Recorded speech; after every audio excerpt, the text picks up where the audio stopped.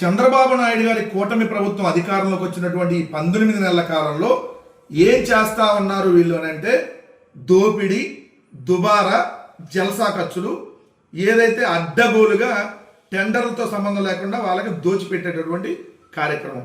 ఇక్కడ మీరు చూస్తే నియామకం, మాస్ కమ్యూనికేషన్కు కార్టూనిస్ట్ శ్రీధర్, యోగా ప్రకృతి చికిత్సకు మంతెన సత్యనారాయణ రాజు, దేవాలయాలకు సీతారామాంజనేయ ప్రసాద్. ఏంటి నియామకాలంటే హెడ్డింగ్లో నియామకం అని పెట్టారు కదా. ప్రభుత్వ సలహాదారులుగా 3 నియమిస్తూ సోమవారం ఉత్తర్వులు జారీ చేశారు. దాంట్లో ఒకళ్ళ కీలకమైనటువంటిది ఏంటంటే శ్రీధర్, కార్టూనిస్ట్ శ్రీధర్. ఈయన ఈనాడులో దాదాపుగా 40 సంవత్సరాలు ఈనాడులో పనిచేసినటువంటి ఈ కార్టూనిస్ట్, అంటే కార్టూన్లు వేస్తూ ఉంటాడు. రామారావు గారికి బట్టలు లేకుండా ఏదైతే నగ్నంగా రామారావు గారిని కార్టూన్లు వేయటం, రామారావు గారు గండిపేటలో తైతెక్కలాడేటట్టుగా ఈయన కార్టూన్లు వేయటం, చంద్రబాబు నాయుడు గారు ఎలా చెప్తే అలా కార్టూన్లు వేయించుకున్నాడు అప్పుడు. ఎందుకంటే రామోజీరావు, చంద్రబాబు నాయుడు కలిపి కదా ఆ రోజు ఏదైతే రామారావు గారి మీద చెప్పులు వేయించి ఆయన కుర్చీని లాక్కుంది. సో అలాంటి వాళ్ళకి ఇప్పుడు సలహాదారులుగా పెట్టారు. గొప్ప గొప్ప వాళ్ళని పెడుతున్నారు తీసుకుని వచ్చి.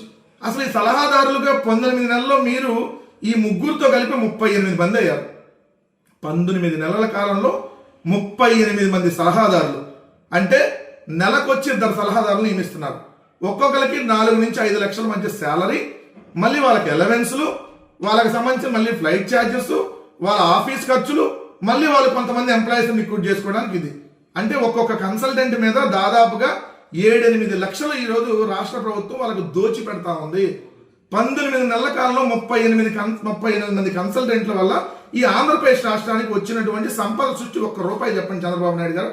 2,75,000 కోట్ల రూపాయలు అప్పులు చేసి ఈ సంపదను ఏం చేస్తున్నారంటే మీరు, మీ కొడుకు, మీ పవన్ కళ్యాణ్, మీరు ఏదైతే పొద్దున వచ్చి సాయంత్రం హైదరాబాద్ టు గన్నవరం చక్కెరలు కొట్టడానికి, మీ ఇంటికాడ లైట్లు వేయించుకోవడానికి, మీ ఇంట్లో ఏదైతే సామాను కొనుక్కోవడానికి, ఇదే కదా మీరు తీసుకుని వచ్చి. రామోజీరావు చచ్చిపోతే ఆయన సంస్మరణ సభకు 10 కోట్లు, సిద్ధార్థ రుద్రకు నెలకు ₹1 కోటి.